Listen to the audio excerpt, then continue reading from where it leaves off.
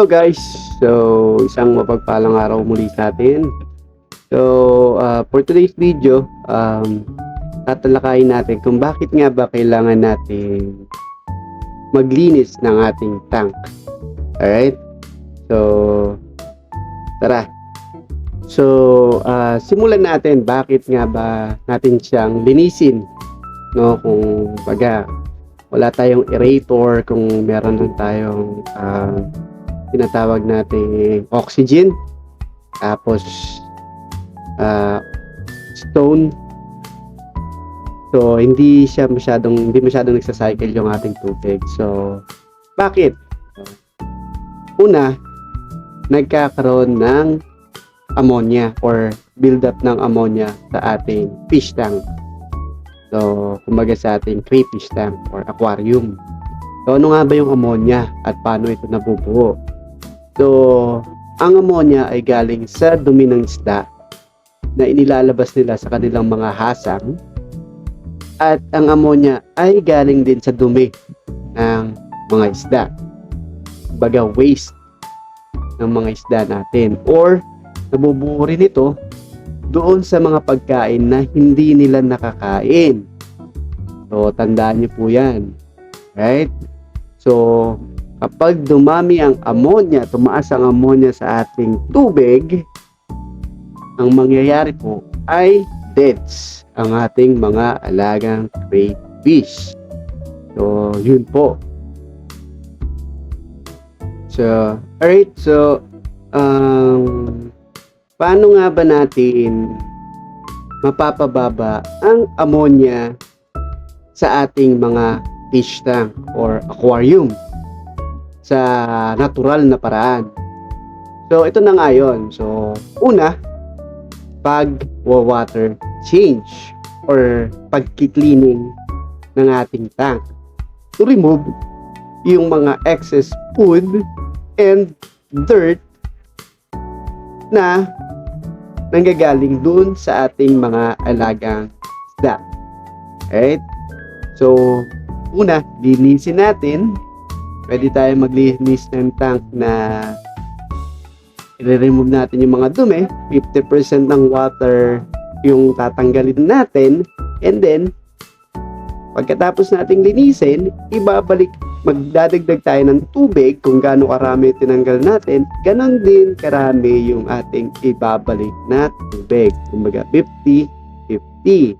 50% yung water nila sa tank, then yung 50% na na-remove natin, papalitan natin ng ating stock water. Alright?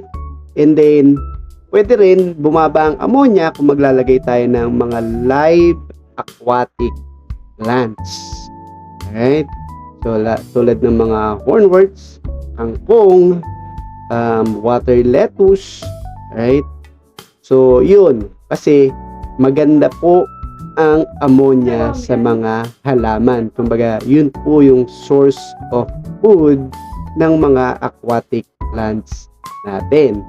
So, ang ginagawa ko po, pag-remove ko ng 50% water na galing dun sa aking tank, yung maduduming tubig na galing dun sa tank na may mga kasamang dumi ng isda at saka mga tira-tirang pagkain, inilalagay ko po siya doon sa timba.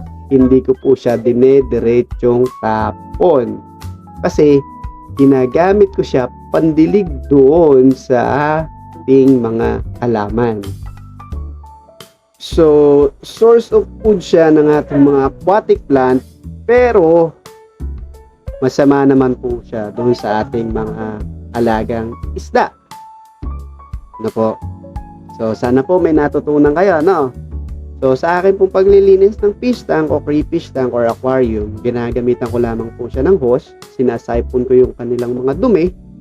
At pagkatapos, 50%, since nagagamit ako ng aerator, which is yung gamit kong aerator is pump, nagsacycle ang tubig, so hindi nyo po mapapansin na nababawasan yung tubig sa aking tank. Siguro kung makikita nyo, konti lang yung nabawas.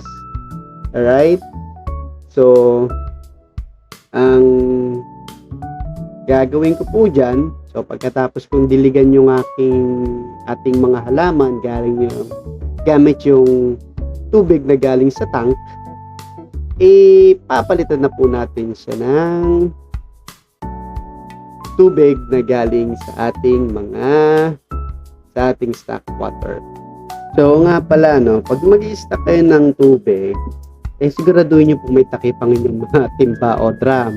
Maging responsable po tayo dahil uso po ang dengue. Huwag niyo pong pararamihin ang lamok dahil hindi lang kayo mapiperwisyo, pati ho ang inyong kapitbahay. So sana po may natutunan kayo ngayong araw na ito. At kung hindi pa kayo naka-subscribe, please click subscribe and like nyo na rin tong video na ito. So hanggang dito na lamang po at maraming salamat po ulit.